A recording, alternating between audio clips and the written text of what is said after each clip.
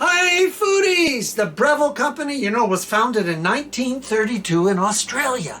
And I'm talking about it all the time. I have the Breville air fryer over here. I have Breville hot pots. I have Breville blenders. I have Breville over here. This is the Breville all-in-one slow cooker, fast cooker, steam machine, and a pressure cooker. God, it does everything. And they stand by it. The Breville Company is the way to go.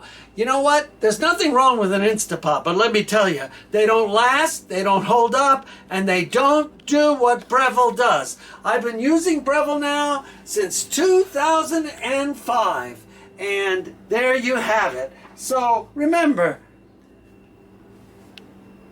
if you're a kitchen enthusiast like all of us are, and we love to cook, eat, and enjoy with our families, get an appliance or appliances that do the job for you. Okay? Breville Appliances, that's where Chef Pete is, and I hope you'll go there too. So this is Peter Carpizzo's Brevilling out!